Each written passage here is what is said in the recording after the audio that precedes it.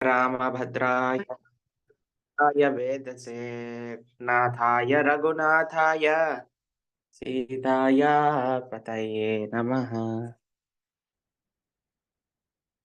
श्रीराम राम रघुनंदन राम राम श्रीराम राम भरताग्रज राम राम श्रीराम राम रणकर राम राम श्रीरामचंद्र चरणौ शरणौ प्रपद्ये।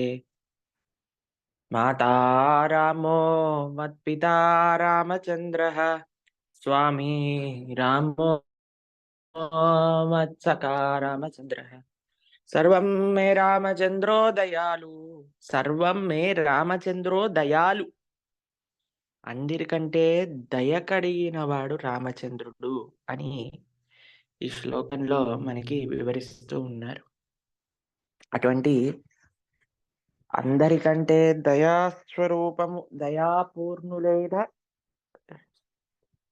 శ్రీరామచంద్రమూర్తి అరణ్యానికి వెళ్ళాలి అని దయలేని కైకమ్మ చెప్పింది. మన రాముణ్ణి చూసి కూడా ఎలా అరణ్యానికి పంపించాలి అని అనుకున్నారు చెప్పండి. అసలు అంత సుకుమార రాముడు, కళ్యాణ గుణ అభిరాముడు, ప్లస్ ప్రేమ లేదా అనంటే బోలెడంత ప్రేమ. అయినా సరే ఎందుకు ఈ పరిణామం కలిగింది అనంటే దుష్ట సాంగత్యము. దుష్ట సాంగత్యము ఎవరు చేసినా, ఎప్పుడు చేసినా, ఎలా చేసినా సరే దానికి పరిణామం ఏంటి అని అంటే మనం భగవంతుడి దగ్గర నుంచి దూరంగా వెళ్ళిపోతాము. ఇదే దాని యొక్క పరిణామం. గుర్తుపెట్టుకొని చాలా జాగ్రత్తగా ఉండవలసినది మనమంతా కూడా ఈ విషయంలో ఏంటి అనంటే దుష్ట సాంగత్యము దూరంగా ఉంచుట. ఇది చాలా ముఖ్యం ప్రతి ఒక్కళ్ళకి. మన సాధకులుగా ఉండే వాళ్ళందరికీ ఎంతో ముఖ్యమైనది ఈ విషయం. దాని తర్వాత నిన్నటి రోజున రామచంద్రమూర్తి ఒక్కొక్కళ్ళకి చెప్తూ వస్తూ ఉన్నారు అనే విషయాన్ని మనం విన్నాం. ఆయన పాపం అందరికీ చెప్తూ ఉన్నారనమాట. నేను వెళ్ళాలి, బయలుదేరుతున్నాను, వెళ్ళే సమయం ఆసన్నమైంది అనే విశేషాలన్నిటినీ కూడా చెప్తూ వస్తూ ఉన్నారు. మనకి ఎవరెవరు ఏ విధంగా స్పందించారు అనే విషయాన్ని ఈరోజు మనం చూద్దాము అని మనం అనుకున్నాం.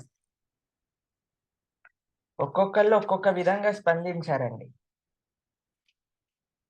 కొంతమంది ఏమో మేము కూడా నీతోటి వచ్చేస్తాము అని అన్నారు. కొంతమంది ఏమో నువ్వు వెళ్ళడానికి వీల్లేదు అని అన్నారు. సుమిత్రమ్మ, కౌసల్యమ్మ వీళ్ళిద్దరూ ఏమన్నారో చూద్దాం ఈరోజు. కౌసల్యమ్మ దగ్గరికి వెళ్ళి రాముడు చెప్పేసరికి కౌసల్యమ్మ అనింది, నానా నేను కూడా వస్తాను నీతో పాటు. ఫస్ట్ ఏమంది అనంటే అసలు నువ్వు ఈ తండ్రి ఏదో కామవశుడై ఇచ్చిన కోరికల్ని తీర్చవలసిన అవసరం లేదు అంటే రాముడు ధర్మాత్ముడు కదండి, ధర్మస్వరూపం కదా. అమ్మ అవన్నీ నాకు తెలియదు, నాన్న చెప్పారు, నేను వెళ్తున్నా. సరే అయితే నన్ను కూడా తీసుకెళ్ళు. లేదు, నువ్వు రాకూడదు, ఎందుకంటే నీ బాధ్యత తండ్రి గారిని చూసుకోవటం. సరే అయ్యా, ఏ ధర్మమైతే నువ్వు పాటించడానికి వెళ్తున్నామో అదే ధర్మం నిన్ను ఎప్పటికీ రక్షించుగాక అని ఆశీర్వదిస్తుంది. ధర్మో రక్షతి రక్షితః అని అంటారు. మనం ధర్మాన్ని, మన సంస్కృతిని, మన సాంప్రదాయాలను మనం రక్షిస్తే అండి అది ఆ సాంప్రదాయం, ఆ సంస్కృతి, ఆ ధర్మమే మనల్ని రక్షిస్తుంది. సవై రాఘవ శార్దూలం ధర్మస్త్వాం త్వాం రక్షతాం అని కౌసల్యమ్మ ఆశీర్వచనమిస్తుంది.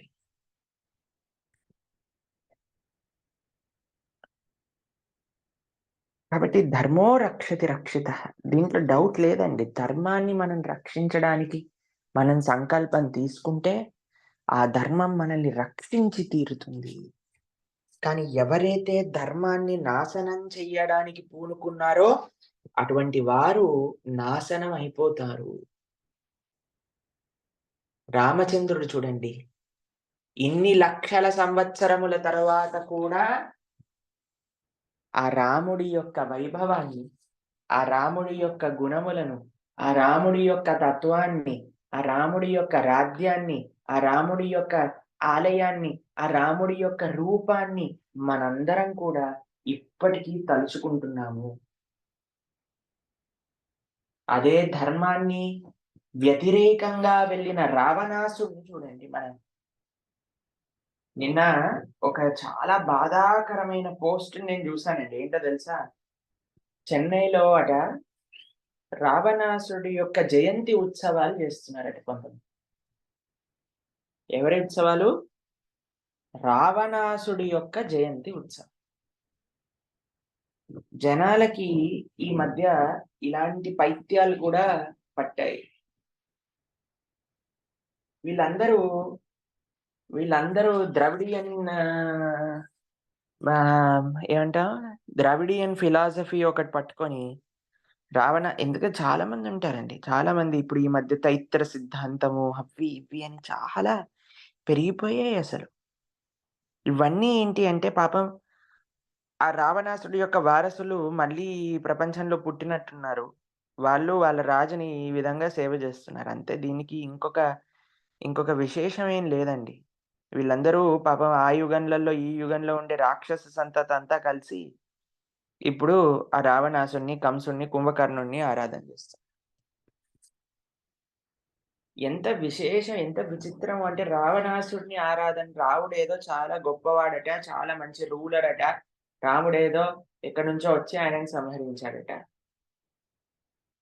ఇవన్నీ అసలు ఎంత కలియుగం అంటే ఇప్పుడు మీరు చూడండి, ఇలాంటివన్నీ స్టార్ట్ అవుతున్నాయి. ఇంకా ముందు ముందెళ్తే ఏమేం చూడాల్సొస్తుందో మీరు జాగ్రత్తగా ఆలోచించండి. ఇప్పుడైనా సరే మీకు ఎవరో ఒకళ్ళు నాలాంటి సమయం ఉన్నవాడు, కొద్దిగా ఏం పని పాట లేనివాడు ఇంకా చెప్పడానికి రెడీగా ఉన్నారు. ప్రొద్దునంతా ఓ అరగంట, ముప్పావు గంట రామాయణం గురించి మొత్తుకొని. కానీ ముందు ముందెళ్తే రావణుడి గురించి ఇలా క్లాసెస్ అవుతాయి మీకు ప్రొద్దున పూట జపాటాకులు. అలాంటి సమయంలో మీరు భక్తి ఎలా జేస్తారో ఒకసారి ఆలోచించుకుందాం మనందరం గూడా. కాబట్టి ఇప్పుడు ఇంకా రాముడి గురించి చెప్పేవాళ్ళు ఉన్న సమయంలోనే మనం భక్తి తీసుకుంటే బావుంటుంది. నెక్స్ట్ టైమ్ మీరు ఎళ్ళాల్సింది మీరందరూ గూడా ఏదో బద్రీనాథో, ముక్తినాథో వదిలేసి మీరు శ్రీలంకకి వెళ్ళాల్సొస్తుంది యాత్రగా. కాబట్టి అటువంటి ప్రదేశాలలో మీరుండాలి అని అనుకోరు గదా!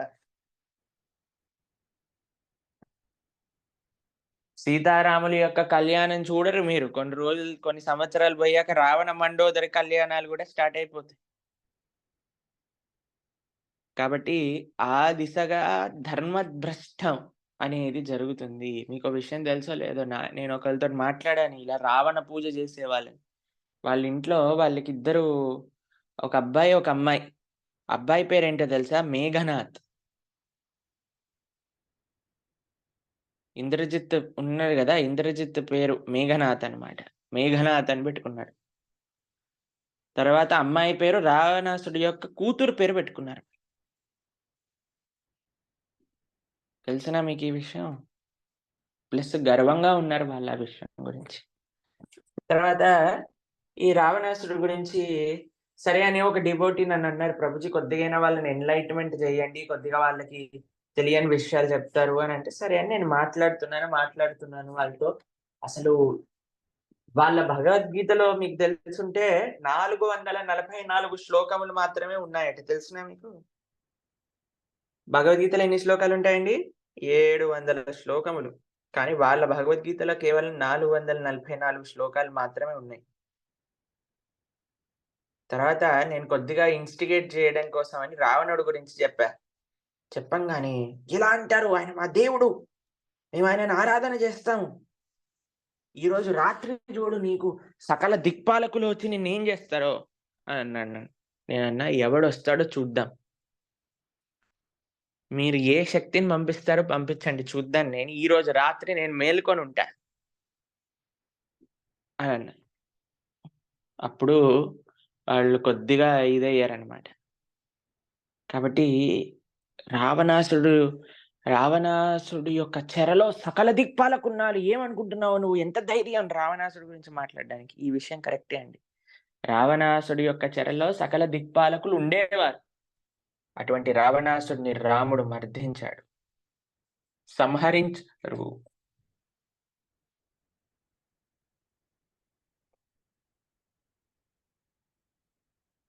కాబట్టి అటువంటి రాముడుండంగా మనకింకేమి భయం లేదు. కాబట్టి నిన్న పోస్ట్ చూస్తే చాలా చాలా బాధాకరమైన పరిస్థితికి హిందువులనే వాళ్ళందరూ ఎళ్ళిపోతున్నారు. ఇంకో విషయం చెప్పనా? మొన్న మేము వైజాగ్ ఎళ్ళాం గదా! అయితే అక్కడ మమ్మల్ని తీసుకెళ్తున్నారనమాట. అక్కడ అక్కడుండే ప్రొఫెసర్ ఒకాయన మాతోటి మాట్లాడుతున్నారు. దాంతో పాటు టాక్సీ డ్రైవర్ ఎవరైతే మా కార్ నడిపించి అన్ని ప్రదేశాలన్నీ దర్శనం చేయించారో ఆయన చెప్తున్నారు, "ప్రభుజీ సంవత్సరానికి ఒక 100 చర్చులొచ్చేస్తున్నాయి ప్రభు వైజాగ్‌లో. మీరసలు నమ్మరండి. నేను చూసానసలు ఎంతెంత పెద్ద పెద్ద చర్చులంటే అంతంత పెద్ద పెద్ద చర్చులొచ్చేసాయి." అసలు ఆంధ్ర పరిస్థితి మీరు చూసే ఉంటారు. అసలు అంతెందుకండి మా భద్రాచలంలో రాముల వారి ఆలయం కంటే పెద్ద చర్చ్ ఉంది తెలుసా?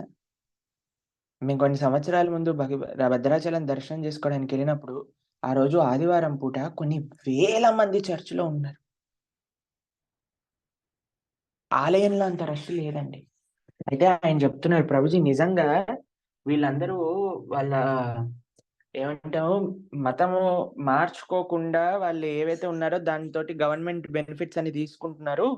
కానీ పేరు కానీ వాళ్ళు నిజంగా కూడా మతం కూడా మార్చుకుంటే మనం మనకంటే ఎక్కువుంటారు ప్రభు. అంత కన్వర్జెన్స్ అయిపోతుంది ఇక్కడ ఆంధ్ర వైపయితే" అని చెప్పి మొత్తుకుంటున్నారనమాట ఆయన.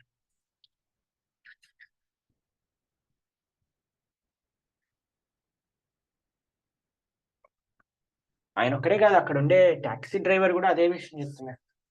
ప్రభుజీ ఎంత కన్వర్జన్స్ అంటే అంత కన్వర్జన్స్ అసలెక్కడ చూసినా సరే ఎక్కడ చూసినా సరే మైకులు,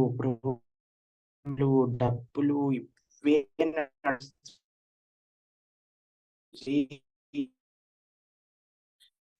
అసలు చెప్పలేనంత దౌర్భాగ్య తయారయ్యారు.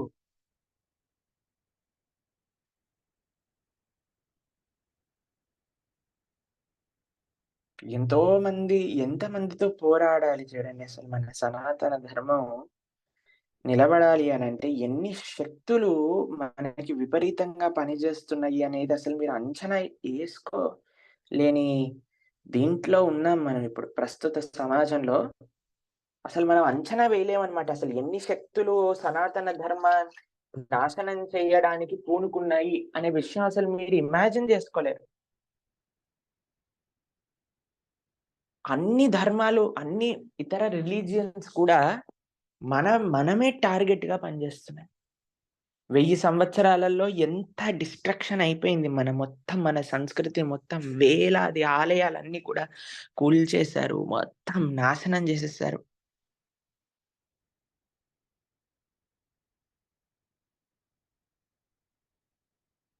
కానీ మిమ్మల్ని ఒక్క ప్రశ్న అడుగుతానండి. ఒక్కసారి ఆలోచిస్తారా? ఇంత ఆలయాలు ధ్వంసం చేసేశారు. ఎంతోమంది మన పూర్వీకులు వాళ్ళ యొక్క జీవనాన్ని త్యాగం చేసేశారు ధర్మం కోసమని. మన లోపల కొద్దిగైనా సరే మన ధర్మాన్ని కాపాడుకోవాలి అనే భావన మనలో కలుగుతుందా అండి? ధర్మం గురించి మనం ఎంత శాతం ఆలోచిస్తున్నామండి? ధర్మాన్ని కాపాడాలి. శివాజీ మహారాజ్ వాళ్ళ తల్లి శివాజీ మహారాజ్‌ని ఎలా పెంచింది? ఏమని? "అయ్యా! నువ్వు ధర్మం కోసం పోరాడు."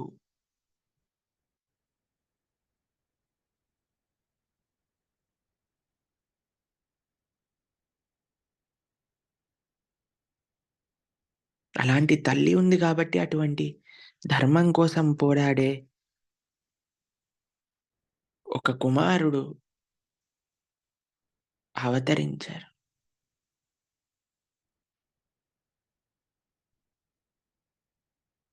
ఎంతమంది సంకల్పం మనకి ధర్మం కోసం అనుంది. మన పిల్లలకి కొద్దిగైనా ధర్మం నేర్పించాలి. మనం ధర్మాన్ని ఆచరించాలి. ఏ విధంగైనా ఈ ధర్మ పరిరక్షణలో మనం ఇది చెయ్యాలి అని ఆలోచిస్తున్నామా మనం?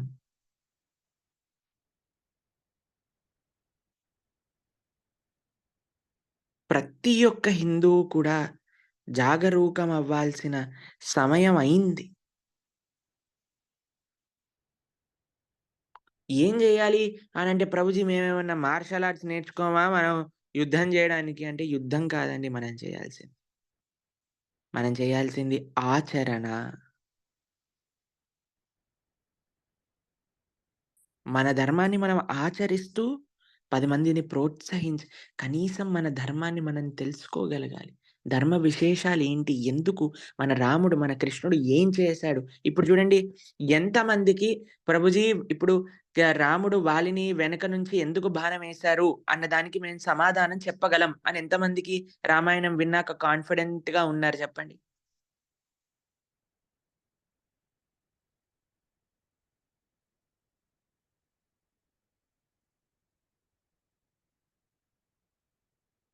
Very good. Wonderful. Very good. Wonderful. ఎంతమందికి ఈ అన్ని ఎక్స్‌ప్లనేషన్స్ రామాయణం వినకముందే మాకు తెలుసు అన్న వాళ్ళు ఎంతమంది చేయెత్తండి?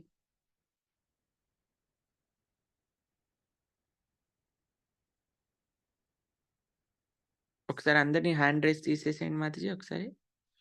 ఆ! ఇప్పుడు చెప్పండి. ఎంతమందికి ఈ రామాయణం వినకముందే అన్ని ఎక్స్‌ప్లనేషన్స్ ఎందుకు వారు ఇలా చేశారు అనే విషయాన్ని ఈ లాస్ట్ క్వెషన్ కంటిన్యూయేషన్‌కి ఎత్తుతున్నారు అనుకుంటా వీళ్ళందరూ గూడా. ఎంతమంది ఇప్పుడు సీతమ్మ తల్లిని రామచంద్రమూర్తి ఎందుకు అరణ్యానికి వదిలేశారు అన్న దానికి ఆన్సర్ ఏంటి అనే విశేషం తెలిసింది ఈ రామాయణం శ్రవణం చేశాక ఎత్తండి చేతులు చూద్దాం.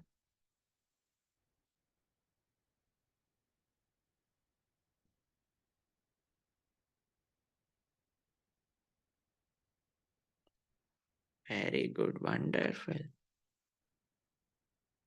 చూసారా? ఇది శ్రవణానికి ఉన్న శక్తి. మీరు మంచిగా శ్రవణం చేశారు అనంటే మీకు ఏంటి, ఎప్పుడు, ఎలా, ఎందుకు జరిగింది అనే విషయాలు తెలుస్తాయి.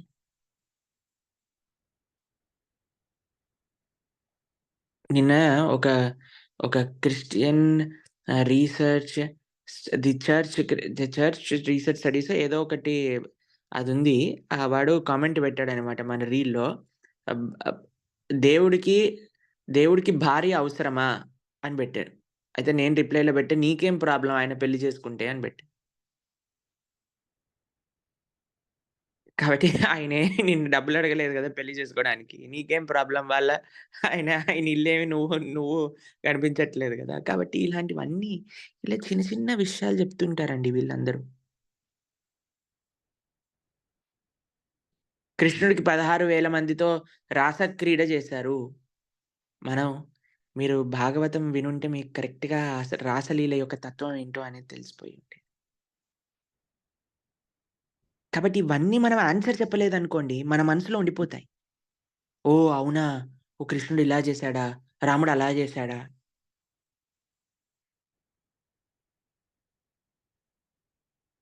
అందుకే మనం వినాలి. మనం వింటూ, మనం ఆచరిస్తూ ఉన్నప్పుడు నేను హైదరాబాద్‌లో ఉన్నప్పుడు నాకు తెలిసి ఇంజినీరింగ్ చదువుతున్నట్టున్నా. నేను ఇంటికొచ్చాననమాట. ఇంటికొస్తే మా ఇంట్లో చాలామంది ఆహ్, హ్మ్, ఒక ఆహ్, ఇంట్లో హెల్ప్ ఉండేవారనమాట. అయితే మా నాన్నగారి దగ్గర అయితే ఆయనొచ్చారు నా దగ్గరికి. వచ్చి మా అమ్మగారు చెప్పారనమాట. "ఒరేయ్! వీడు క్రిస్టియన్ అవుతున్నాడురా ఒకసారి మాట్లాడు వీడితో" అనన్నారు. అయితే సరే అని వాడిని కూర్చోబెట్టా. కూర్చొని కూర్చోబెట్టి ఆహ్, అడిగాననమాట. "అయ్యా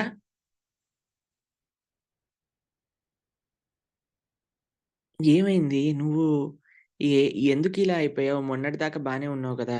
అనంటే "ఏం లేదు అన్నా నేను ఇక్కడ పార్కింగ్ చేసుకున్న కార్ పార్కింగ్‌లో ఒకాయనొచ్చి నాకు ఈ విషయాలన్నీ జెప్పాడు. రాముడు ఇలా అట, కృష్ణుడు ఇలా అట, జీసస్ అయితే ఇలా అట. కాబట్టి నేను అటువైపు ఎళ్ళిపోతున్నా. అందుకోసం ఆయన ప్రేరణిచ్చాడు" అనన్నాడు. అయితే సరే అని నేనన్నా. ఆయన నిన్ను మార్చాలని ప్రయత్నించిన వాడి నంబర్ ఉంది గదా! నీ దగ్గర. ఒకసారి ఫోన్‌లో మాట్లాడతాను నేను. ఫోన్ చెయ్యి అన్నాను. సరే అని ఫోన్ చేశానండి. ఫోన్ చేశాక ఆయన కొన్ని ప్రశ్నలడిగాడు. వాటన్నిటికి నేను ఆన్సర్ చెప్పేసా అనమాట. చెప్పంగానే నాకు నన్ను ఫోన్‌లో ఏమన్నాడో తెలుసా? "మీరు ఆలయంలో పూజారులా అండి?" అనన్నాడు.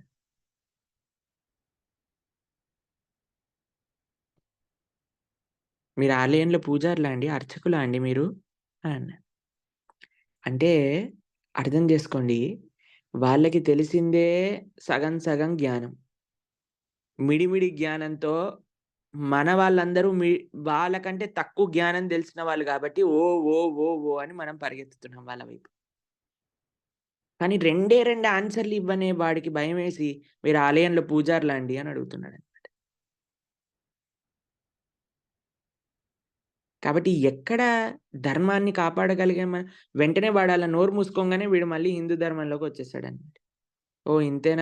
ఇంతేనా అన్నయ్య నాకు తెలీదన్నయ్య ఆన్సర్. నేనేదో వాళ్ళు చెప్పేది కరెక్ట్ అనుకోని అటువైపు వెళ్ళిపోయా.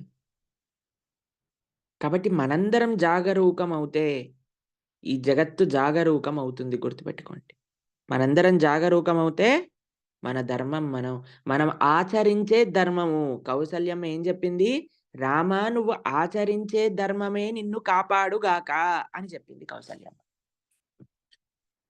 కాబట్టి మనం ఆచరిస్తూ, మనం నేర్చుకుంటూ, మనం వింటూ, మనం బ్రతుకుతున్న ధర్మము మనల్ని రక్షిస్తుంది. అందుకే మా యొక్క ప్రార్థన ఏంటి అనంటే, ఓ ఓ హిందువులారా మేలుకో ఎన్నో సంవత్సరాలు మనం నిద్రలో ఉన్నాము. ఎన్నో సంవత్సరాలు మనం ఇవన్నీ ఎన్ని సంవత్సరాలయిపోయాయి. మీరందరంటే చిన్న పిల్లలేం గాదు గదా! చాలా మంది ఇక్కడ 40 సంవత్సరాలు, 30 సంవత్సరాలు. అన్ ఇప్పుడు అందరికంటే యంగెస్ట్ ఎవరో ఈ గ్రూప్‌లో మనకు తెలీదు. నేనైతే 28 ఇయర్స్. నాకంటే ఎంతమంది తక్కువ వయసున్న వాళ్ళున్నారు ఇప్పుడు వింటున్నవారు చెయ్యెత్తండి ఒకసారి.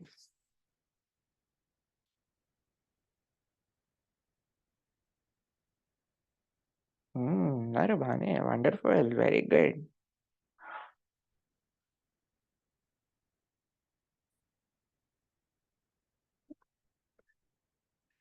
1, 12, 13, 14, 15, 16, 17, 18, 19, 20, 21, 22, 23, 24, 25, 30, 31, 32, 33, 34, 35, 36, 37, 38, 39, 40, 41, 42, 43 ఒక 50 వరకున్నారనుకోండి.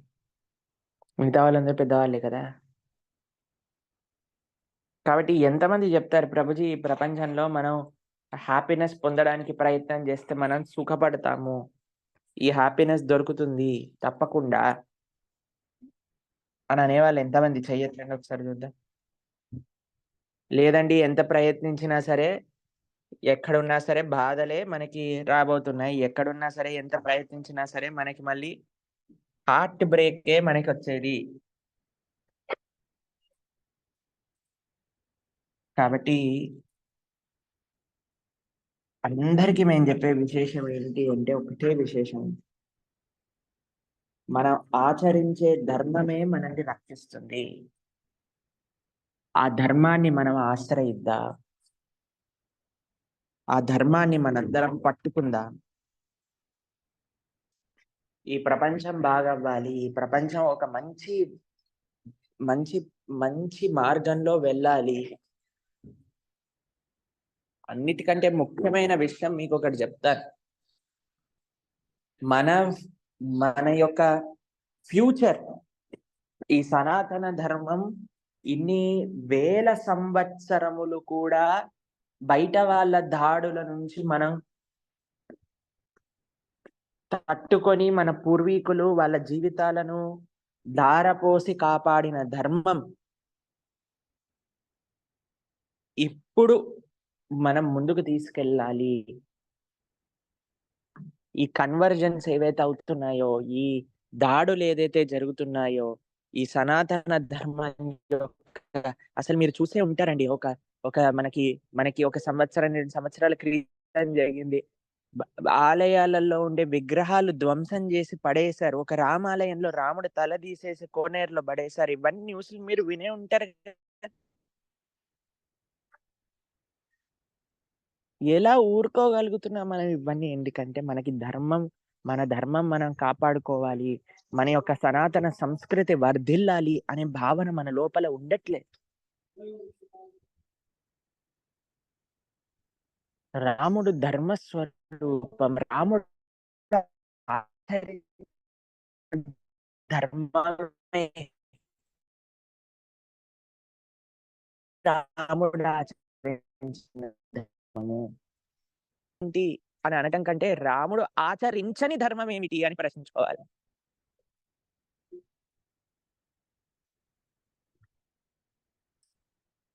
సాక్షాత్ ధర్మ స్వరూపం, ధర్మ నిలయం శ్రీరామచంద్రమూర్తి.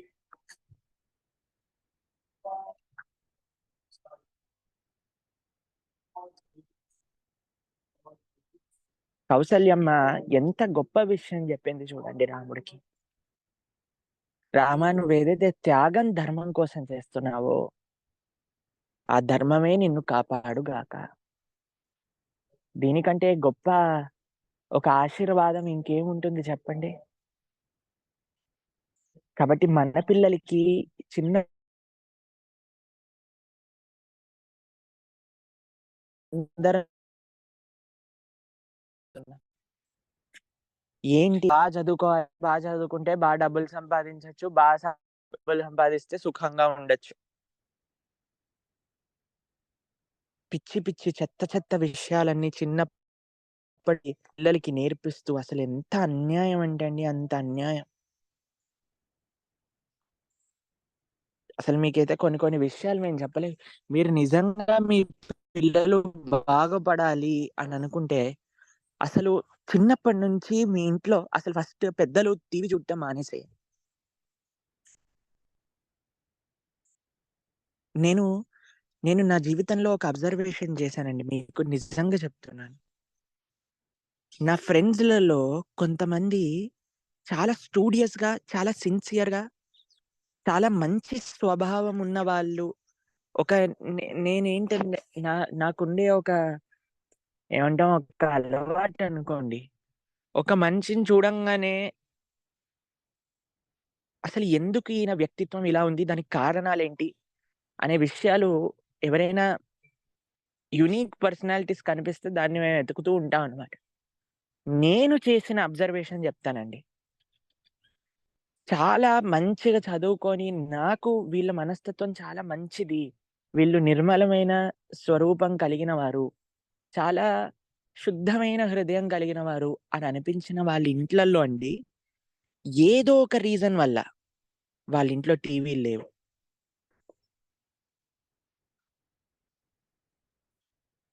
ఇది నేను స్వయంగా నేను పరిశీలన చేసిన విషయం ఇది.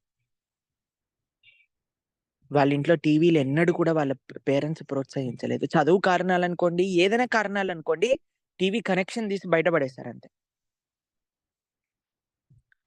తల్లిదండ్రులు కూర్చొని అక్కర్లేని సీరియల్‌లు, అక్కర్లేని న్యూస్‌లు, అక్కర్లేని సినిమాలు పెట్టుకొని చూస్తే పిల్లలు ఎప్పటికి మారరు.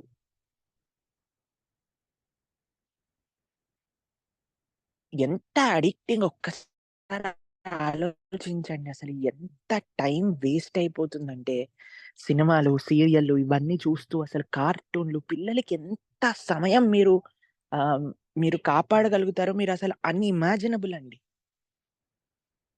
టీవీ ఆపేసి వాడిని ఇంకేదైనా నేర్చుకోవడానికి పంపించండి. సంగీతం నేర్చుకోవడానికి పంపించండి. మ్యూజిక్ నేర్చుకోవడానికి పంపించండి. స్పోర్ట్స్‌కి పంపించండి. ట్యూషన్‌కి పంపించండి. చదువుకోనివ్వండి. ఎన్ని జేయొచ్చు.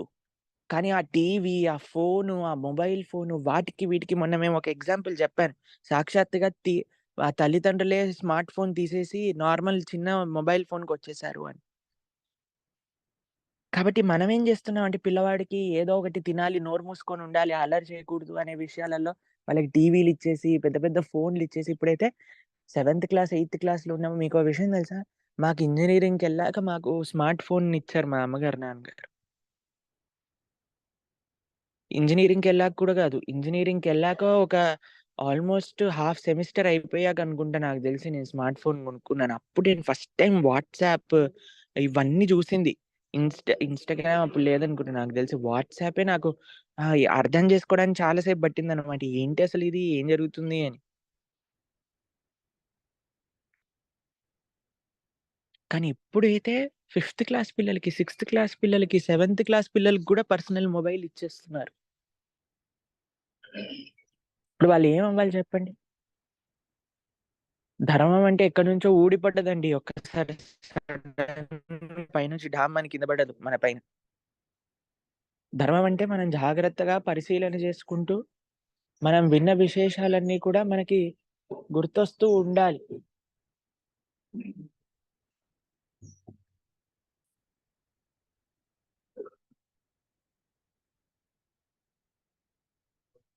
కాబట్టి మీ అందరికీ కూడా నేను చేసే ఒక విన్నపం నా దగ్గరుంది. ఏంటి అనంటే, ఎవరైతే చిన్న పిల్లలున్నారో ముఖ్యంగా టీవీ తీసేసేయండి ఇంట్లో నుంచి. ఫోన్‌లు అలవాటు చేసేసేయకండి పిల్లలకి. ఆ సమయంలో ఎంతో మంచి విశేషాలు మీరు పిల్లలకి నేర్పించగలరు. ఎంతో సమయం మీది వృధా అవ్వకుండా మనం కాపాడుకోగలుగుతాం.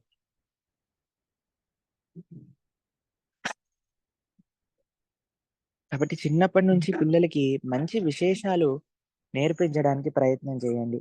మంచి అలవాట్లు నేర్పించడానికి ప్రయత్నం చేయండి. రామాయణ, భాగవతాదులు చెప్పండి.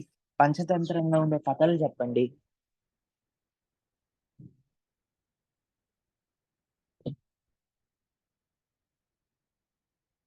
భగవద్గీత క్లాసులకు పంపించండి. శ్లోకాలు నేర్పించండి. పిల్లలు ఎంత ఫాస్ట్ అంటే అండి ఈ వయసులో ఉండే పిల్లలు. మొన్న ఒక చిన్న పిల్లవాడిని చూసాను నేను. అయితే ఆయన ఏం చేస్తున్నాడు అనంటే, ఒక కాంప్లికేటెడ్ పాటేదో సినిమాలలో నుంచి పాడేస్తున్నాడనమాట. అయితే వాళ్ళ అమ్మ మురిసిపోతుంది. "ఒరేయ్! నీకు మొత్తం పాటొచ్చేసిందిరా."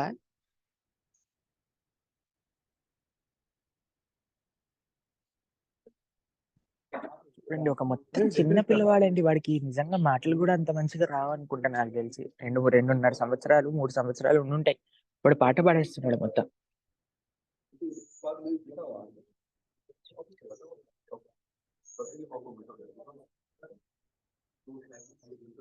కాబట్టి మనం నిజంగా ఒక జాగరూకం అవ్వాల్సిన సమయంలో మనం తీసుకోవాల్సిన కొన్ని కఠినమైన డిసిషన్స్ అయినా సరే, మనం తీసుకోవాల్సిన సమయం ఆరంభమైనది అనే విషయమే మీకు చెప్తున్నాను. చాలా సంతోషం. కొంతమంది చక్కగా పెడుతున్నారు. మా ఇంట్లో టీవీ లేదు. సత్యవాణి మాతాజీ అని అంటున్నారు. Very good. Wonderful. Subhashini Mataji 15 years అయింది టీవీ ఎత్తేసి. వండర్‌ఫుల్. Very good.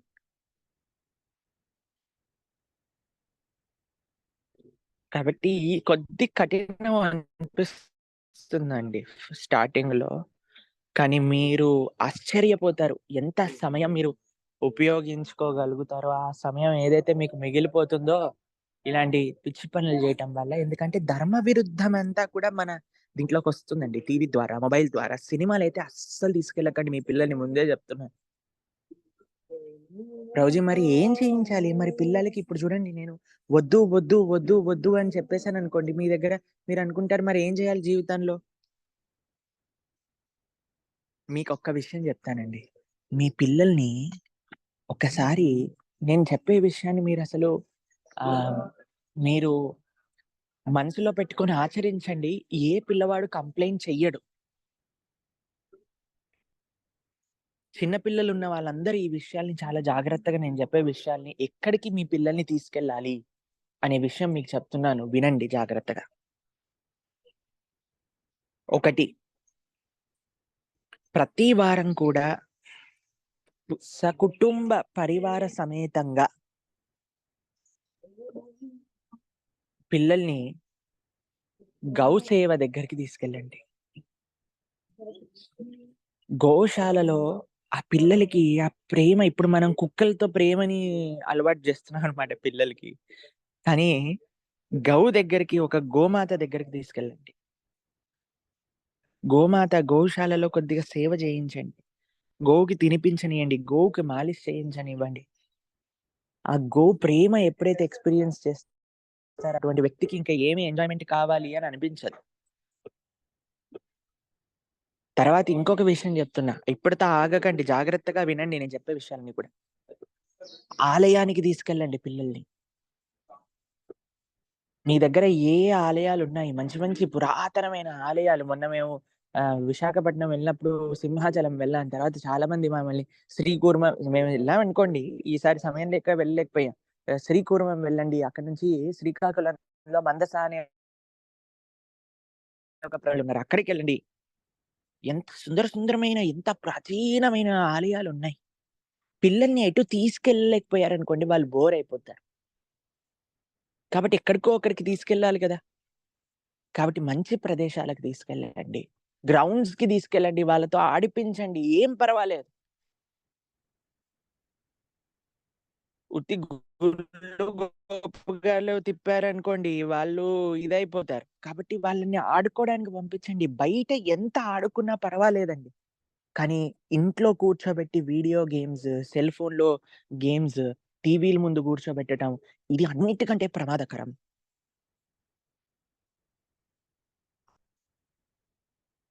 మేము చిన్నప్పుడు ఆడుకునేటప్పుడు ఏం చేసేవాళ్ళు తెలుసా అండి? మమ్మల్ని ఇంటికి తీసుకెళ్ళడానికి మా పేరెంట్స్ అందరూ సకల ప్రయత్నాలు చేస్తుండేవారనమాట. ఎలా వీడిని ఇంట్లోకి పంపించాలి అని. ఇప్పుడు ఏమైపోయింది తెలుసా? ఎలా వీడిని బయటికి పంపించాలి అని సకల ప్రయత్నాలు చేస్తున్నారు. ఇప్పుడు మేము చిన్నప్పుడండి అసలు ఎంత మొత్తం సొసైటీ అంతా తృణావర్తుడులో ఎలా పోయాడో అలా తిరుగుతూ వీర ధ్వంసం చేస్తూ అన్ని ప్రదేశాల్ని అసలెక్కడ చూసినా అల్లరి అలా ఉండేది. కానీ ఇప్పుడు ఎక్కడ ఏ సొసైటీకెళ్ళినా సరే అందరూ ఏదో ఫోన్‌లు పట్టుకొని తిరగటాలు, ఇంట్లో కూర్చొని టీవీలు చూడటాలు, మొబైల్ ఫోన్‌లు, పీఎస్‌పీ, ప్లే స్టేషన్ అవి ఇవి అని స్టార్ట్ అయిపోయాయి. కాబట్టి పిల్లల్ని బయట ఆడించడానికి ఎవరికైతే చిన్న పిల్లలున్నారో వాళ్ళకి చాలా అదృష్టం అండి ఇప్పుడు. మీరు వెంటనే మార్పు చేసేయొచ్చు మీ జీవన విధానంలో. ఒకసారి బృందావన్ బిహారీ దర్శనం చేసుకుందాం. మళ్ళీ మాట్లాడదాం.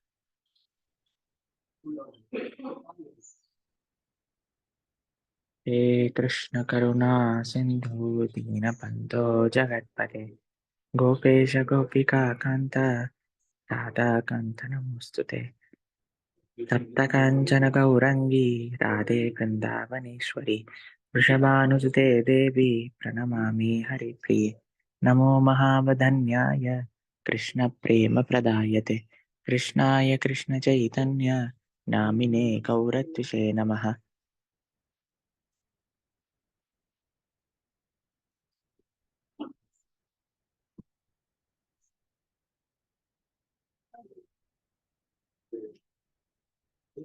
శ్రీ రాధారాణి, శ్రీ బృందావన బిహారీ, వన బిహారీ, శ్రీ గౌరంగ మహాప్రభు దర్శనం గోవర్ధన్ ఈకో విలేజ్ నుంచి.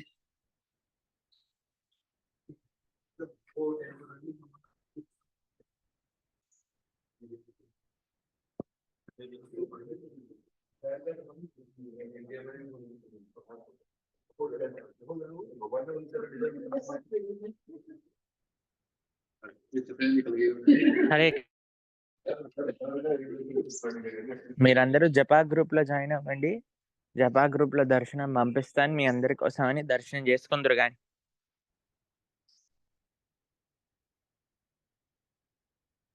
ఈరోజు మనం కౌసల్యమ్మ మాట్లాడుకున్న విశేషాలు మాట్లాడుకుందాము అని అనుకున్నాం. దాంట్లో ఒకటే విషయం దగ్గర మనం అయిపోయాం. ఒక విశేషంలో, ఒక శ్లోకంలో, ఒక పాదం దగ్గర అయిపోయాం. కాబట్టి మనకి సమయం ఉంది కదా, రామనవమి వరకు మెల్లమెల్లగా చెప్పుకుందాం, ఏం పర్వాలేదు. కాబట్టి మా యొక్క మీరేమన్నా రిక్వెస్ట్ అనుకోండి, మీ దగ్గర ఒక సజెషన్ అనుకోండి, లేదా మీ దగ్గర ప్రార్థన చేస్తున్నాననుకోండి, ఏదైనా అనుకోండి. ఈ దేశము, ఈ ధర్మము, మీ పిల్లల భవిష్యత్తు, ఈ సమాజం యొక్క భవిష్యత్తు, మనందరి యొక్క భవిష్యత్తు బాగుండాలి అనంటే దయచేసి పిల్లల్ని మాత్రం పాడు చేయకండి ఎంజాయ్‌మెంట్ పేరుతో. ఎంజాయ్మెంట్ పేరుతో ఫస్ట్ తల్లిదండ్రుల్లో మార్పు రావాలి. మీరు సినిమాలకి, సీరియళ్ళకి అటు ఇటు అని పరిగెత్తినంత సేపు నెట్‌ఫ్లిక్స్, అమెజాన్ ప్రైమ్ అవి ఇవి ఇన్‌స్టాల్ చేసేసి వాటికి డబ్బులు తలిగేస్తున్నంత వరకు కూడా మీ పిల్లలు మారరు. గుర్తుపెట్టుకోండి ఈ విషయం. తల్లిదండ్రులు మారితే పిల్లలకి ఏదో ఒక హోప్ ఉంది జీవితంలో మారడానికి.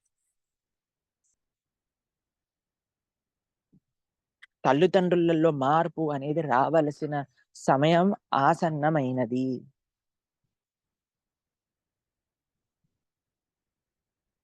దయచేసి ఈ విషయాన్ని సీరియస్‌గా తీసుకోండి. సీరియస్‌గా ఇది జోక్ కాదు. నిజంగా చెప్తున్నాను. చాలా ముఖ్యమైన విషయం. ఎందుకంటే ఇప్పుడు సమాజంలో బయట జరుగుతున్న విషయాలను మీకు ఎక్స్‌ప్లెయిన్ చేయలేను. చిన్న పిల్లలు మొన్న మేము ఒకటి వీడియో చూసామనమాట ఇన్‌స్టాగ్రామ్‌లో. ఒక 14, 15 సంవత్సరాలు ఉన్న పిల్లలట కొంతమంది ఇంట్లో డబ్బులు దొంగతనం చేసేసి, ఈ కొరియన్ ఎవరో డ్రామా వాళ్ళట. వాళ్ళేంటో కూడా నాకు తెలీదు. తర్వాత చూసాను నేను ఎవరు వీళ్ళ కోసం పారిపోయారట ఇంట్లో నుంచి. కొరియాకెళ్ళిపోతాను, సౌత్ కొరియాకెళ్ళిపోతాము అని. చెన్నైకెళ్ళాక వాళ్ళకర్థమైందట, ఇది ఇప్పుడు సౌత్ కొరియాకెళ్ళలేము. మా దగ్గరుండే 4,000 సరిపోలేదు. సీసీటీవీ కెమెరాలలో పట్టుకొని అప్పుడు వాళ్ళని మళ్ళీ వెనకాలకి తీసుకొచ్చేసారట. ఇప్పుడు చెప్పండి ఏం చేస్తారు ఇలా జరిగితే చెప్పండి? కాబట్టి దయచేసి జాగ్రత్తగా ఉండండి. రాముడు లాంటి ధర్మాత్ముడు అవ్వాలి అనంటే కౌసల్యమ్మ లాంటి ధర్మాన్ని ఆచరించే ఒక తల్లి రాముడికి దక్కింది. శివాజీ మహారాజ్ లాంటి గొప్ప మహానుభావుడు అయ్యారు అనంటే వాళ్ళ తల్లిగారు ఆ విధంగా ధర్మ ప్రోత్సాహం చేశారు కాబట్టి. మనం ఎన్ని మాటలలో చెప్పినా పిల్లలు వినరు. ఇప్పుడు ఆల్రెడీ మీరు అలవాట్లు చేసేసి ఇప్పుడు తీసేయటం అనంటే పెద్ద లొల్లవుతుంది. అది వేరే విషయం అనుకోండి. దాన్ని ఎలా హ్యాండిల్ చేసుకోవాలి? మెయిన్‌గా ఇప్పుడు పిల్లల్ని పెంచే వాళ్ళ గురించి చెప్తున్నాను. మీకు అన్నిటికంటే పెద్ద అడ్వాంటేజ్ ఏంటి అంటే, మార్పు మీ చేతులలో ఉంది. మీరు చక్కగా ఆ మార్పు అనేది చేయించవచ్చు పిల్లలకి. ఇది నేను చెప్పే విషయం. కాబట్టి అట్‌లీస్ట్ తగ్గించుకోండి. పాజిటివిటీని పెంచుతూ ఉండండి. ఇప్పుడు ఆల్రెడీ మా పిల్లలకి అలవాటయిపోయిందండి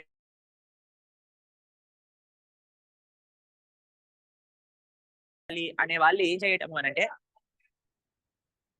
మెల్లమెల్లగా ప్రయత్నిస్తూ ఉండండి. మెల్లమెల్లగా ప్రయత్నిస్తూ ఉండండి మీరు.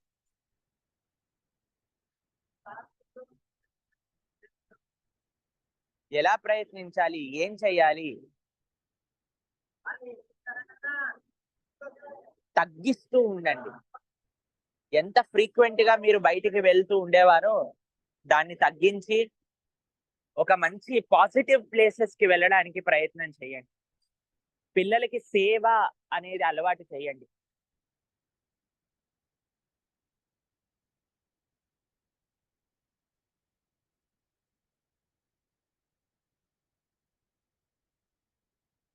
ఇలా కానీ మనం చేస్తే తప్పక ఆ భగవత్ కృప లభిస్తుంది. దాంట్లో ఎటువంటి సందేహము లేదు.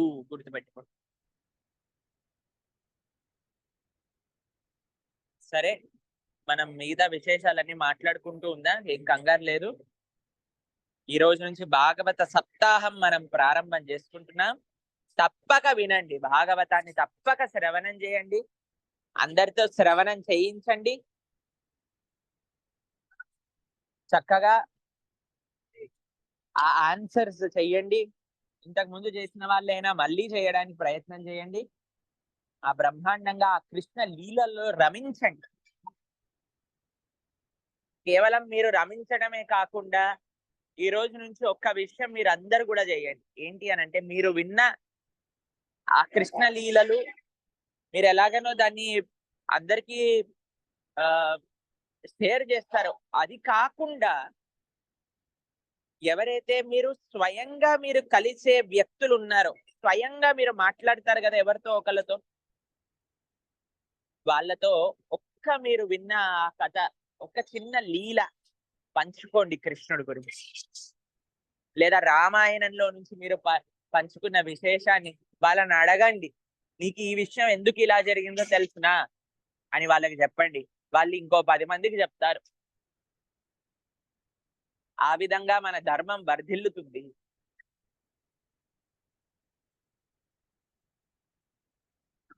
ఆ భగవంతుడి యొక్క పూర్తి కృపా కటాక్షాలు మీ అందరిపైన ఉండాలి అని ఆ స్వామికి ప్రార్థన చేస్తున్నాం. చక్కగా జపా గ్రూప్ లో జాయిన్ అవ్వండి. మీ అందరికీ ఆ జపా గ్రూప్ లో మీరిన్ని విశేషాలన్నీ కూడా మనం పంపిస్తాం. రేపటి రోజున మళ్ళీ కౌసల్యమ్మ రాముడికి చెప్పిన ధర్మ విశేషాలన్నీ కూడా మనం చర్చ చేసుకుంటూ ముందుకెళ్దాం. ఈ ఎల్లుండి ఫిబ్రవరి 1వ తారీఖున రేపు గోపాల్ భట్ట గోస్వామి అపియరెన్స్ డే అనుకుంటా, నాకు తెలిసి. రేపు గోపాల్ భట్ట గోస్వామి గురించి కూడా కొన్ని విశేషాలు మనం శ్రవణం చేయడానికి ప్రయత్నం చేద్దాం. ఎల్లుండి మనకి క్లాస్ జపా క్లాస్ 6 నుంచి 6:30 వరకు ఉంటుంది. 6:30కి మళ్ళీ నేను ఒక భాగవతం క్లాస్ ఇవ్వాలి అమెరికాలో ఉండే కొంతమంది డివోటీస్ కి. కాబట్టి 6 to 6:30 మనం ఎల్లుండి ఫిబ్రవరి 1 మనం జపా క్లాస్ 6 to 6:30 ఉంటుంది. ఆ రోజు గమనించి అందరూ త్వరగా జాయిన్ అవ్వచ్చు. రేపు మనం గోపాల్ భట్ట గోస్వామి విశేషాలు కూడా కొన్ని తెలుసుకుందాం. దాని తర్వాత మళ్ళీ మనం రామాయణంలోనే గోపాల్ భట్ట విశేషాలు కూడా మనం తెలుసుకునే ప్రయత్నం చేద్దాం. హరే కృష్ణ కృష్ణ కృష్ణ హరే హరే, హరే రామ రామ రామ హరే హరే. శ్రీల ప్రభుపాద్ కీ, అనంత కోటి వైష్ణవ భక్త బృంద కీ జై జై శ్రీ రాధేశ్యామ్.